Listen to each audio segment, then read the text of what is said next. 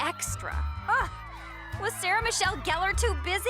Hey, we've covered 2 of the 3 What's New Scooby-Doo holiday specials on the channel so far, Christmas and most recently Halloween, which means it's about time we circle around and get to perhaps the most nostalgia-filled and iconic of the lot this year to finish them off. I put it off for years. It's really time we just get into this amazing episode, and it's fitting that it arrives last, as it was from the final season as well. To cut to the chase, today we're looking at Season 3, Episode 3, a Scooby-Doo Valentine, originally aired February 11th, 2005. The first to be produced that year according to the credits. Although for the season sets you'll want to look at the Season 1 DVD to find it, and if you bought the crummy complete series set, it's actually incomplete and for some reason reauthored to exclude the 3 holiday specials. For some reason, you won't find it there. Stay away from the false complete series set of this. Go for the season sets always. This episode also has a special guest star in the form of JC Chasez as himself. If you're unfamiliar, like me, at the time he probably would be best known as part of the boy band NSYNC, and going on to promote himself solo. There's a surprising amount of fun or cool things in the world of Scooby in this one, like I said, so I want to just get into it and start breaking this one down. There's a lot to go over. Let's do it. The episode kicks off immediately without any opening theme for today like the other specials. The gang driving on a dark and eerie night, everyone complaining about how long this drive is taking. Well, if Grandma would take her foot off the brake, it might not take us so long. They're happy to at least be home for Valentine's Day, the road trip taking them past this sign that's been redone to say Lover's Lane. Indeed, there are 2 cars parked. This couple enjoying a romantic night as Mike presents Sheila with a necklace and asks her to be his Valentine. In great tribute to urban legends like the Hookman in this scenario, the 2 are interrupted by a noise outside the car, but not seeing anything. Suddenly, a hand smashes through their roof, looking in at them as the 2 scream. It's here we awkwardly get our episode title, then transition to the home of the guys. This is interesting in itself that the gang live together. No adults, just each other as roommates, as others have pointed out. Their ages in the show here are never outright stated, but most American states require you to be 18 to legally own or rent a property like this, one even requiring you to be 21. So inadvertently, this is sort of confirming their What's New era has them at least 18 to 21. Not especially surprising, they do a lot of solo traveling around the world in this one after all. The house for the guys is also an interesting design, I dig it. As we head inside with Shaggy, also note this photo hung of Fred washing the Mystery Machine and a few others. A lot of these visuals are actually taken from the bonus feature short from Aloha Scooby-Doo released that same year, An Evening with the Scooby-Doo Gang, which I talked about in my video on that. I already refer to that era of films as the What's New era, but I'd like to think little things like this suggest the films and show are indeed canonically tied more than just being Scooby-Doo. Also, I love the random cropped photo Fred has of himself up here. So weird. Over in the kitchen, Fred is cooking breakfast, which is also sort of surprising. Did you read this? Fred, you know I don't like to read unless I'm taking a test. Fred specifically is reading about the couple from last night going missing, which marks 8 teenagers that have gone missing in 2 weeks. They get a sudden jump scare at the door, but it appears only to be the mailman, George, with all their mail he's been holding while they were away, including some Valentine cards he got today.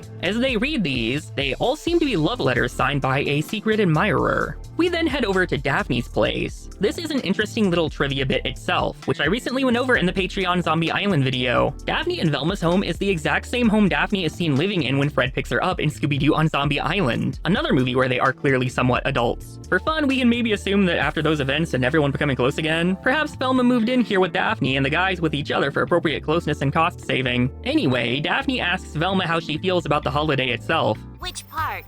The rampant commercialism or the pressure to identify oneself in the context of a socially acceptable couple? Both.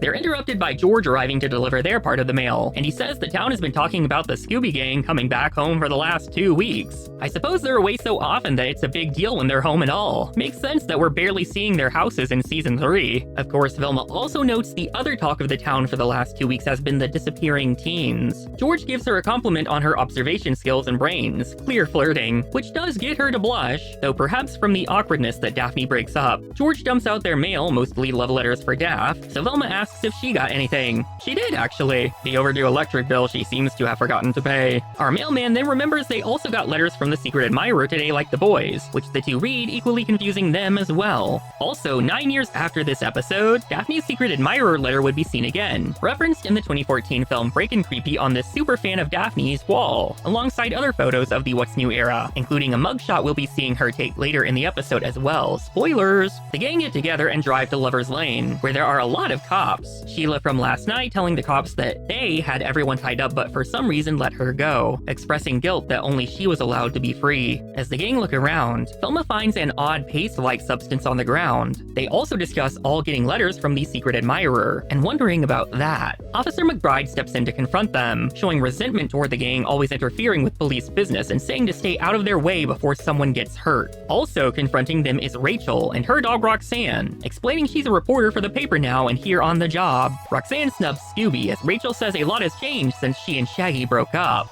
This is another surprising big thing in the episode. It's very much not often that we see the gang have love interests, past or present. We even have a flashback to when this was, and Shaggy looks absolutely crazy. Yeesh. He and equally baby Scooby told Rachel that they were going on the road with the gang, and a long-distance relationship wouldn't work out, which the two girls didn't exactly take very well. Shaggy then thinks their secret admirer letters might have been from the girls, and lets them down on the idea of getting back together. The girls laugh in their faces though, saying they both have new boyfriends. Rachel specifically dating Chasez, though the boys don't believe it and laugh. This catches the attention of Sheila, who turns around and screams in absolute horror, pointing to the gang and saying they're the ones who attacked them. The gang grabs some lunch together at a diner wondering why Sheila would think it was them, and Daphne worries about how Officer McBride seemed to believe it and would have likely arrested them if there had been evidence. Velma at least got a sample of that substance to check. Rachel then walks up with her celebrity boyfriend JC Chasez, shocking them to find that this was actually true. Rachel says they met because she won an internet contest, which Velma immediately knows was Win a Date with JC, saying she entered it like 500 times. I'm surprised she's into that, but rock on. You know, for research. Rachel says they went on a date and it went so well that they became an item, especially since JC was tired of dating drama in the world of the famous, buying a cabin here to sometimes get away from his fame now. She says it can be hard since he's on the road so much, but they emphasize that they have the maturity to make a long-distance relationship work. We then see his dog Rico, new boyfriend of Roxanne, who looks like he has abs almost, and to be fair, is more appropriately sized for her. The four walk away, so Velma tries to console Shaggy. JC Chasez is nowhere near as... Well, you're more... You have... Check, please. Back at the girls' place, Velma finds the substance to be an industrial-strength adhesive that can't just be bought normally, needing to be special ordered or homemade. So, very odd to be just out on the ground at Lover's Lane. George shows up with a special delivery for them, and we get to see most of their signatures here. Daphne then gets kind of icked out at old George asking her out directly, but then he corrects her, saying he's actually asking Velma. She tries to let him down gently by saying he's not her type though. So he heads out, and Daphne has a weird feeling about him. They read their cards that are once again from that secret admirer, asking them to meet at midnight at Lover's Lane. Clearly impossible to be a coincidence, they wonder if this person is responsible for the disappearances, which means they have to check it out tonight. We'll be right back. Look for What's New Scooby-Doo Volume 8 on DVD. Talk about glamorous. Join them in 4 all-new tales from the hit TV show. And got up close and personal with a real pop star. Look for What's New Scooby-Doo Volume 8 on DVD. Pizza, fries, chocolate cake. Collect this and other Scooby-Doo DVDs. Scooby-Doo!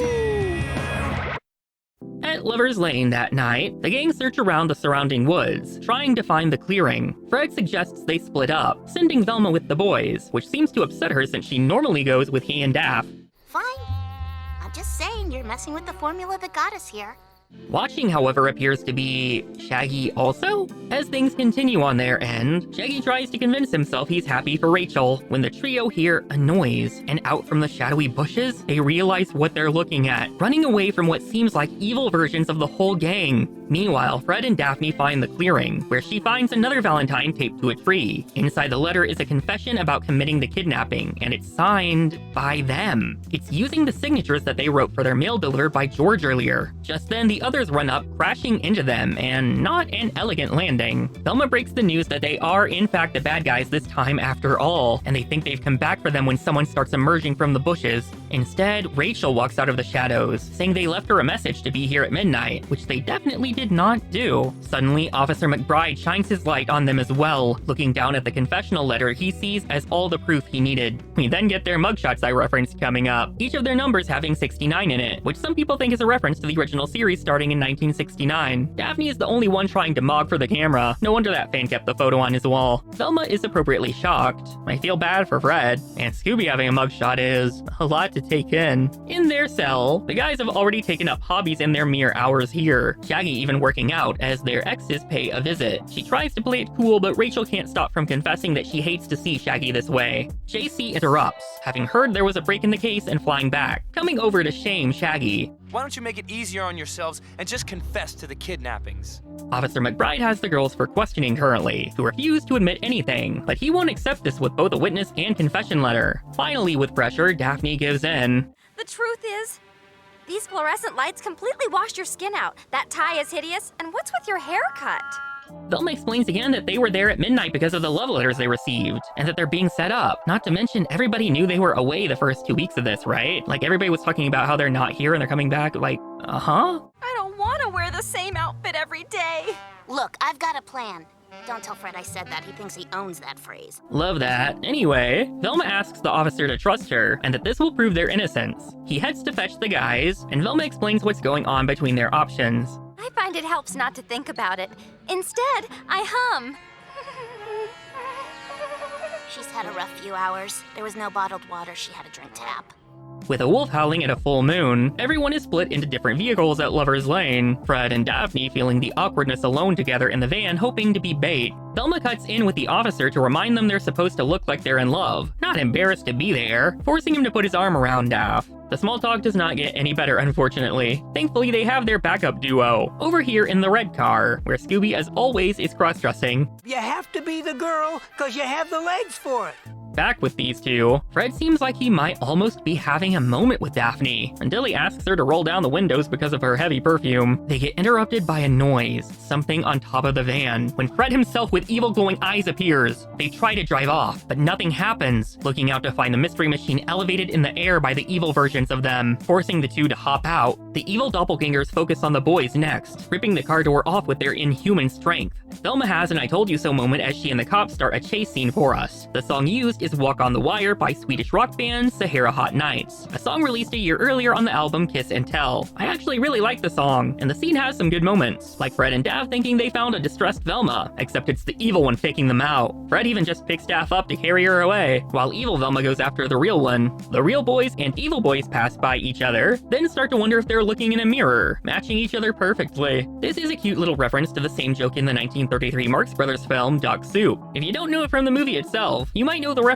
when Harpo Marx guest starred on I Love Lucy and they recreated the bit there, or any other times it's been referenced. As Shaggy runs off a cliff, Scooby swings by to save him, but as they fly through the air, Shaggy realizes they're about to hit a rock. Ouch. They fall right where Fred and Daph are already cornered by the evil gang, Velma calling to signal Officer McBride. The complicated trap is set in motion, and the fakes are sent right into a net. Fred prepares to unmask evil Scooby, and you should also prepare. Make sure you are mentally ready for this. He unmasks him to reveal... Oh goodness gracious, we aren't even there yet. Just the masking pulled off is horrifying. Right, it's JC Chasez? Look at him, look at the horrific nightmare fuel of a human head on an otherwise accurate dog body. Why? Why would they do this? As for the rare occurrence of our celebrity guest being the bad guy, he says he did this because he was jealous of Shaggy. Apparently, Rachel talks about literally nothing but Shaggy and whatever he's up to. For a year, he's heard nothing about the awards or big events in his life being celebrated, just what Shaggy is up to. According to Velma, JC believed the only way to ruin the memory of his rival was to frame him for a crime. He knew from Rachel they were coming back that day and started planning the disappearances in advance. Velma then unmasks the others, all Hollywood extras he paid, but apparently have inhuman strength, and had professional realistic masks done, explaining the adhesive they found. The extras cameras unmasked are major here though for who they're meant to be. Daphne is meant to look like her current voice actor herself, Grey Delisle. Fred is meant to look like Frank Welker, longtime original voice of him. Velma looks just like her then current voice actor Mindy Cohn. And Shaggy looks... well, he doesn't look like Shaggy's longtime original voice actor Casey Kasem, but he's meant to. I don't think they really got his or Gray's likenesses down, but Frank and Mindy are pretty spot on. This is a joke most kids probably wouldn't get on a first watch. I didn't recognize faces or even most names of voice actors at the age I originally watched this growing up, so this is just a really neat little Easter egg for us to find. JC sent those letters special delivery so they would have to sign for them and later obtain the signatures for the confession letter. You're saying I was played by an extra? Rachel is of course shocked, but not in a bad way, holding his face gently as she says it was so sweet, while the boys gag. Honestly, this seems like a terrible relationship though. She is not over her ex and should be seeing somebody about that, instead of trying to replace him with someone new that she clearly can't give appropriate attention to because she's so focused on the past. Officer McBride asks where the missing teens are, so Fred tells the cops to follow them, taking us to this big fancy cabin. Earlier, JC had mentioned buying one to stay at here, so he had just sent the missing teens to party it up at his place, while letting Sheila go unaware of this so she'd have the realistic trauma and identify the gang to the police. That's kinda shitty. All the excited teens meanwhile recognize JC and suddenly everyone has to run from a mob. Rachel tries to protect him, but they even get some of his hair. Youch! An extra? Ugh. Was Sarah Michelle Gellar too busy? I shouldn't have to explain this, but I'll do it anyway just in case. Sarah Michelle Gellar, of course, played Daphne in the 2002 live-action film 3 years prior to this episode, so this is yet another fun real-world meta joke. And while Shaggy laments the heartbreak of love on this wild Valentine's Day, Scooby smells their most true love, all the snacks waiting for the teens. Scooby-Dooby-Doo! Happy Valentine's to you! And that's a Scooby-Doo Valentine. Honestly, being a Valentine's Day episode is the least interesting thing about this one. You might forget that's the hook with the letters a lot of the time. For the last big holiday special of this particular show, we definitely leave off on a high note with a lot of fun bits and pieces. There are so many different references that make it feel like a part of a bigger world. The car wash photo from a particular DVD bonus feature, the house from Zombie Island. Little moments like that make everything feel so cohesive, and giving Shaggy a next girlfriend at the center of it all adds a further new dynamic into how things play out. Not to mention, the amount of meta references might be one of the most memorable things about this one. Having the actual voice actors make visual cameos as the actors who are meant to play them is absolutely ingenious. And Daphne being upset that she wasn't played by the very actress who portrayed her in this still recent live-action film is just the cherry on top. That part gets me every time. The villains, as it were, also add something memorable here, with having the actual gang themselves be the ones chasing them. You wonder, are they clones, actual doppelgangers literally? What's going on with them? How does this all come together? And there are so many options for who it could be, or at least who is orchestrating it. George, for example, is set up immediately to be suspicious because he starts off being a jump scare when we first meet him. He may be a little too big visually to be any of the gang chasing them, but since there are so many, for all we know he could be orchestrating it and pulling the strings. Being the one to deliver the letters directly, so nobody necessarily had to even mail them, he could have just snuck them in, and being the one to have them sign for them, those signatures being used to frame the gang, really sell his potential involvement. Rachel, with the motive of Shaggy being her ex, meanwhile appears suspicious with how often she's almost stalking them, saying she was told to meet them at midnight too, but just as well could be the person they are meant to meet that night. You might even consider Officer McBride might be framing them because of his resentment. Corrupt officers would never be shocking. That's like milk and cereal together being shocking. JC is really the only option for a twist you might not see coming. Celebrity guests are always respectful and fun with Scooby. This was really the first time the celebrity was the bad guy and gets arrested for his crimes. Honestly, I think making this video was the first time I realized he was a real person and not a character they made up for the episode. I was a little young to know who he was at the time, and I haven't been into any of that in the time since. It's fun to know who he is now with context though. I think the episode has some good bits of atmosphere as well. You can feel it pulling from the Hookman story that always will take place at Lover's Lane like the episode. I would have loved to see it go further or even in that direction, but this show in particular does tend to stay safer. The episode has a lot of really funny moments as well. This is one of the funniest ones I've talked about on here so far, honestly. Even just the scene with the awkward silence between Fred and Daphne in the van is really funny without them having to say anything out loud, and it's interesting to see that dynamic play out that way. These days they might really lean into the romance between them more seriously, but this show was when that was still not as played into just yet, even with the Zombie Island era being a few years prior and starting it up. It does add to that continued sterile feeling the show has with them playing things safe, but I think that adds a charming innocence to it a lot of the time. And with the episode not really feeling all that focused on the actual holiday, compared to the Christmas and Halloween specials really feeling like they were exactly that, you can even enjoy this episode all year round without it really feeling like it's out of season. Of course, as of this video, it's immediately in season, so it's still the perfect time to watch it, and I'm glad I did. Hopefully you enjoyed all of this. I just covered another episode of the show in the prior video themed around Willy Wonka, as well as another a few before that went full Godzilla, if you want some other fun adventures we've had on here. But for what this video is, I think we've had enough, so I'll let you go. If you want to support the channel, the Patreon is now live. Like and subscribe and all that stuff. Happy Valentine's Day if you celebrate. Not me personally this year. I'll see you when I see you. Bye.